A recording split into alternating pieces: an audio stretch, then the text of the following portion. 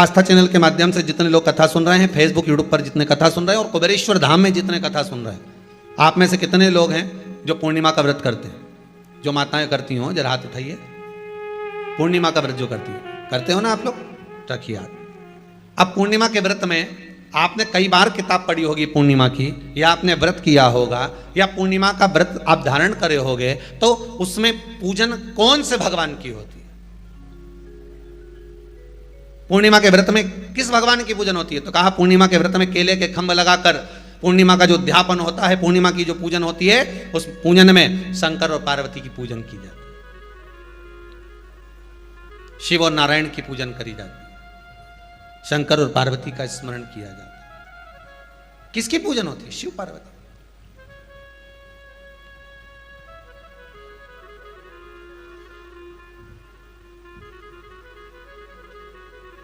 क्यों शंकर और पार्वती का पूजन क्यों करा जाता है पूर्णिमा के व्रत में? क्योंकि शिव और माता पार्वती ही केवल एक ऐसे हैं जिन्होंने अपूर्ण लक्ष्मी को भी पूर्ण बना दिया था। किसको पूर्ण बनाया है? लक्ष्मी। पूर्णिमा के दिन अगर आप शंकर भगवान को एक लोटा पानी अगर शिव को समर्पित कर रहे हो, श्वेत पुष्प को रखकर शंकर जी के ऊपर सफेद फूल को चढ़ाकर अगर एक लोटा जल भी, एक पात्र जल भी शंकर को समर्पित कर रहे हो, तो ये लक्ष्मी के लिए ही तो कर रहे हो। और कौन सी लक्ष्मी? पूर्ण लक्ष्मी। पूर्ण लक्ष्मी। आपको पहले भी कथा में कहा, एक बार भगवान विष्णु के सामने लक्ष्मी मैया ने बहुत तेज स्वर में कह दिया था, नारायण, दुनिया के लोग आपका नाम जपते हैं, दुनिया के लोग नारायण नारायण कहते हैं, दुनिया के लोग आपका भजन करते हैं, पर सत्य मायने में कहूं ना तो मेरे बिना दुनिया के लोगों की नहीं चल सकती, मेरे बिना दुनिया नहीं चल सकती, संसार मेरे बिना नहीं चल सकता। भगवान विष्णु ने कहा, यह तो गलत है लक्ष्मी आपका कहना। एक दिन लक्ष्मी को अहंकार आ गया, अहंकार के संबोधन जब माता लक्ष्मी करने लगी तो भगवान उसी समय पर भगवान विष्णु को क्रोध आ गया और भगवान विष्णु ने कह दिया, लक्ष्मी तू इतनी बड़ी बड़ी बात कहती है कि तेरे बिना नहीं रह सकती संसार? मैं तुझे कहता हूं लक्ष्मी, तू अपूर्ण है। तू अपूर्ण है तो पूर्ण कब हो गई?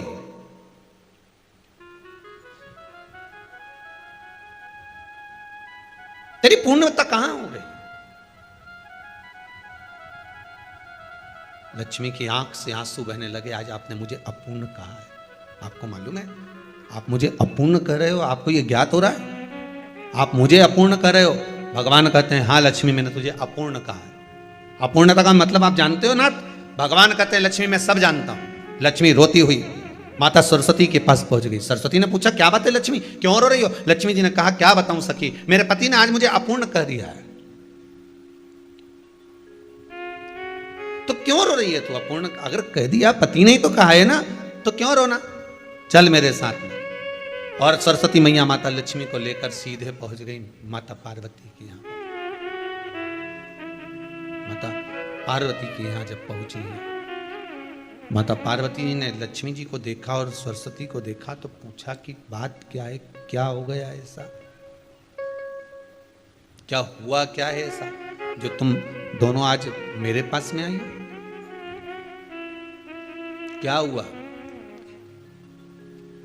पार्वती जी कुछ बोलती, शिव जी का ध्यान माता सरस्वती की ओर और लक्ष्मी की ओर गया और भगवान शंकर जान गए कि आज भगवान नारायण ने लक्ष्मी जी को अपूर्ण कहा है। अब देखें माता पार्वती क्या कर सकती है, इसको पूर्ण बनाने के लिए करेगी क्या? क्या हुआ? माता सरस्वती जी बोली, लक्ष्मी को अपूर्ण कह दिया। अपूर्ण कह दिया? हाँ, तो क्या सोचना उसके लिए, इसको मैं अभी पूर्ण बना देती हूं। माता जगत जननी पार्वती ने गोदी में विराजमान गणेश जी को उठाया और उठाकर लक्ष्मी जी की गोद में दे दिया। ले लक्ष्मी, आज से तू पूर्ण हो गई। लक्ष्मी आज से तू पूर्ण है। गोदी में जब तक संतान नहीं है तो नारी को लोग अपूर्ण समझते हैं, पर माता पार्वती जी ने संपूर्ण ब्रह्मांड में एक सिद्धता प्रदान कर दी कि अपने गोदी के लाल को, अपने गोदी के पुत्र को माता ने लक्ष्मी की गोद में देखकर लक्ष्मी को पूर्ण बना दिया। वो दिन कौन सा था? पूर्णिमा का दिन था। पूर्णिमा के कितने व्रत होते हैं? बोलते जाओ जरा, जल्दी जल्दी बोलो।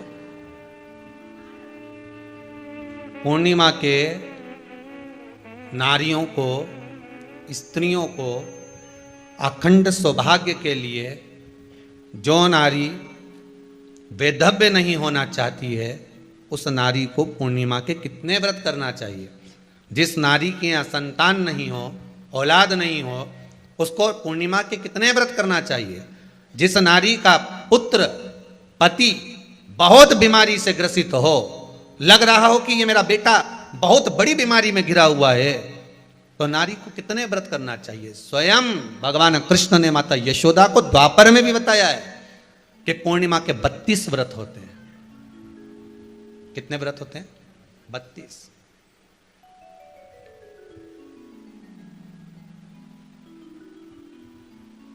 स्वयं भगवान कृष्ण यशोदा रानी को, माता यशोदा जी को भी बता रहे हैं 32 व्रत।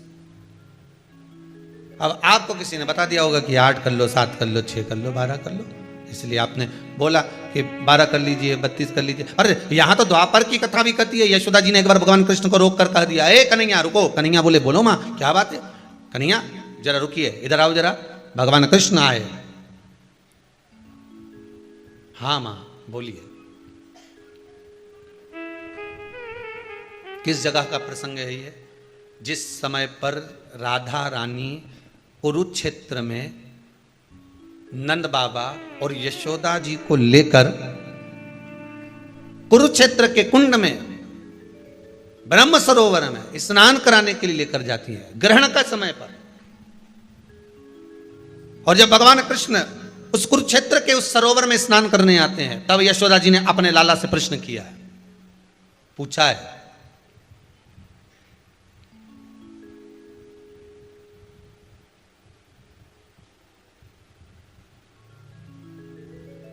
कि नारी वेधव्य होकर ना मरे, उसका पति कोई रोग से ग्रसित ना हो, उसका पुत्र किसी रोग में ना पड़े।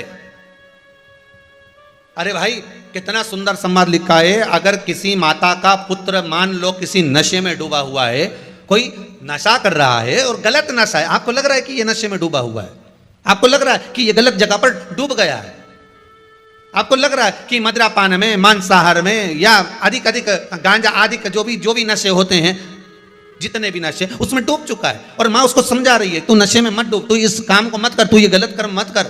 माँ उसको समझा कर हार गई। तो मेरा माताओं से निवेदन है, आप उसको समझाना बंद कर दो, एक काम करना प्रारंभ कर दीजिए। हमें जो शिव महापुराण के माध्यम से शास्त्र कह रहा है कि आप 32 पूर्णिमा के व्रत प्रारंभ कर दो। उसमें करना क्या है आपको? केवल जिस दिन व्रत रहे, रात्रि के समय पर कोई भी मीठा, कुछ भी सामग्री आप चंद्र की रोशनी में, चंद्र को अर्घ देने के बाद, पूजन करने के बाद उसको रखो, और वही सामग्री जो नशा कर रहा है उसको पूर्णिमा के दूसरे दिन उसको खिलाओ। आप धीरे धीरे खिलाना चालू करेंगे, जिस नशे में वो डूबा हुआ है उस नशे से वो छूटना प्रारंभ हो जाएगा। 2 पूर्णिमा व्रत करके तो देखो, तीसरे में तुम्हें जरूरत ही नहीं पड़ेगी। धीरे धीरे आप वो छूटना प्रारंभ हो जाएगा। स्वयं भगवान कर रहे हैं। यशोदा मैया ने कन्हैया को रोक लिया कुरुक्षेत्र के उस मैदान में, और भगवान कृष्ण का दर्शन माता यशोदा जी करी। बहुत दिनों के बाद माँ को, आज माता यशोदा को लाला का दर्शन हुआ, बहुत समय के बाद, जाने के बाद, बहुत समय। जब देवता 33 कोटि देवता उस चंद्र के इंतजार में रहते हैं कि ये चंद्र प्रबल होगा, तब जाकर ये चंद्र यहां पहुंचेगा, तब जाकर हम मंथन करेंगे, तब जाकर वो अमृत मिलेगा, और उस अमृत को देवता धारण करेंगे तो वो आनंद पा जाएंगे। तो हम क्यों शरद पूर्णिमा छोड़ें? हम क्यों एक एक पूर्णिमा छोड़ें? एक एक पूर्णिमा के महत्व को जानिए। कोई पूर्णिमा साधारण नहीं है, कोई प्रदोष साधारण नहीं है, कोई शिवरात्रि साधारण नहीं है। 12 महीने शिवरात्रि पड़ती है, 12 महीने में प्रदोष पड़ते हैं, और 12 महीने पड़ते हैं। हम उसका महत्व ही नहीं जान पाते। कौन से प्रदोष पर क्या करना है, कौन सी पूर्णिमा को क्या धारण करना है, कौन सी शिवरात्रि पर? कई लोगों को तो यहां तक नहीं मालूम था कि भाई श्रावण के महीने में भी शिवरात्रि आती है। वो तो बस लोगों के कि शिवरात्रि का पूजन हुआ, तो उसका स्मरण क्यों छोड़े हम? अगर ये वेद और शास्त्र ब्राह्मणों को दिए गए हैं, ये वेद और शास्त्र विद्वज्जन को दिए गए हैं, तो इसका स्मरण होना चाहिए कि हम निकालकर जनमानस तक ये चीज पहुंचाएं कि हमें इस दिन ये पूजन करना है, उसका स्मरण होना चाहिए।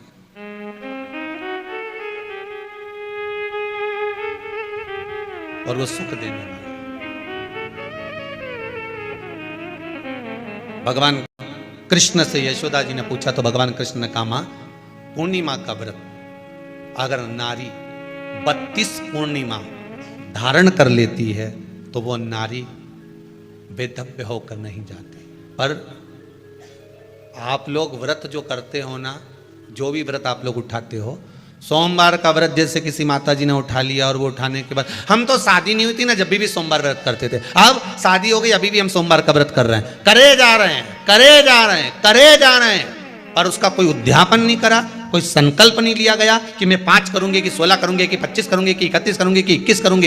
इसलिए पूर्णिमा व्रत का विधान में कहा गया कि 32 पूर्णिमा का पहला संकल्प होना चाहिए। उसके बाद आपकी 32 पूरी हो जाए, फिर आप दूसरे और व्रत कर लो, फिर 32 कर लो, फिर 32 कर लो, पर उसमें पूर्णता का भाव। अभी तक किसी के सोमवार और गुरुवार और शुक्रवार के व्रत ही पूर्ण नहीं हुआ, अभी तक चल रहा है, अभी तक चल रहे हैं। हम तो सोमवार का व्रत करते हैं, हम तो शनिवार करते हैं, अब शनिवार करते करते 4 साल हो गए, 6 साल हो गए, 5 साल हो गए। भगवान को तो थोड़ा बहुत कुछ खिला पिला के उनको एक बार तो विश्राम दे। ये जितनी पूर्णिमा के व्रत हैं, जितने 12 महीने जो पूर्णिमा पड़ती है, पूनम पड़ती है, ये भले दुनिया के लोग कहते हैं कि ये भगवान राधा और कृष्ण से संबंध रखते हैं, सीता राम जी से संबंध रखते हैं, राम और कृष्ण से संबंध रखते हैं, पर इनका यदि सही संबंध समझा जाए, इनके सही संबंध का यदि स्मरण करा जाए, इनके सही संबंधों का यदि वर्णन किया जाए, तो शिव और चंद्रमा के जो मिलन का केंद्र बिंदु है वही पूर्णिमा है। केवल एक पूर्णिमा वहीं तक नहीं रही कि भगवान कृष्ण और राधा जी ने रास किया, भगवान कृष्ण और राधा जी रास कर रहे हैं, केवल पूर्णिमा वहीं तक सीमित नहीं रही, केवल वहीं तक उसकी सीमितता नहीं है। एक बात ध्यान रखिएगा, यदि काया का रोग हो गया, मान लो शरीर कहीं से सफेद पड़ रहा है, कहीं से काला पड़ रहा है, शरीर में से खाल की फुकड़ी निकलना प्रारंभ हो गई हो, शरीर में काले काले चट्टे पड़ना चालू हो गए हों, या कोई विशेष रोग हो गया, कोई विशेष शरीर में रोग है, बीमारी है, काया बेकार हो रही है, तो सीधी सीधी बात शिव महापुराण की कथा कहती है, सुंदर आनंद में श्रवण कर कर आप अपने जीवन को, ये पूर्णिमा शिव महापुराण की कथा कर पूर्णिमा आ रही है, कुछ नहीं करना, पीपल का एक पत्ता, उस पत्ते पर थोड़ा सा चावल, थोड़ा सा चावल, पूर्णिमा की रात्रि को अपने हाथ में लेकर, अपने नयनों से लगाकर, शरीर पर से स्वयं उतारकर उसको दरवाजे के पास रख दीजिए। पूर्णिमा की रात्रि को पूर्ण होने पर उस चावल को दूसरे दिन सूंघ कर बहते हुए पानी में डाल दीजिए। महाराज कितने भी रोग से ग्रसित हो गए, पीपल का एक पत्ता 52,000 ब्राह्मण की साक्षी कराता है। महाराज बहुत ध्यान देना, पीपल के वृक्ष में स्वयं नारायण का, मेरे कृष्ण का वास है। स्वयं भगवान गीता के अंतर्गत कहते हैं कि मैं पीपल का वृक्ष हूं, नारायण उसी में। 52,000 ब्राह्मणों का वासा एक पीपल के पत्ते में होता है। और आपको पहले भी कथा में कहा, गाय, ब्राह्मण, बहन, बेटी, ये सब काल का हरण करने वाले, काल को हरने वाले हो, रोग को मिटाइए। शिव का स्मरण करो। पूर्णिमा के दिन चावल का एक आखा दाना, आखा दाना जानते हो, पूरा खंडित चावल नहीं, कितना चावल, एक दाना चावल का शंकर भगवान के शिवलिंग पर समर्पित करिए। एक बेलपत्र जिसका डंडी का मुख अपनी ओर हो, जहां से चावल चढ़ाया है, उस चावल के ऊपर अपनी कामना कर कर रख दीजिए और चंद्रमौली भगवान का स्मरण करिए। कौन से भगवान? शंकर भगवान का सर्वश्रेष्ठ सुंदर नाम है चंद्रमौली। चंद्रमौली भगवान का स्मरण करिए, अपनी कामना कर कर बेलपत्र समर्पित कर कर शिव जी पर एक लोटा पानी, एक जल पात्र समर्पित करो, कलश से जल चढ़ा दीजिए, नैनों में वो जल लगाकर अपनी कामना कर कर वापिस घर को आइए। अगली सीमा आएगी, जो कामना करी है मेरा चंद्रमौली भोलेनाथ उसे पूर्ण कर ही देगा। शिव उपासना के लिए जितनी 12 महीने में पूर्णिमा पड़ती है, एक एक पूर्णिमा का व्याख्यान वर्णन करेंगे। आज तो कथा का महत्तम दिवस है, पहला दिवस है, तो हम उसको महत्व समझें कि पूर्णिमा का महत्व क्या है, हम उसका महत्व समझें कि शंकर और चंद्र का रिश्ता क्या है, संबंध क्या है।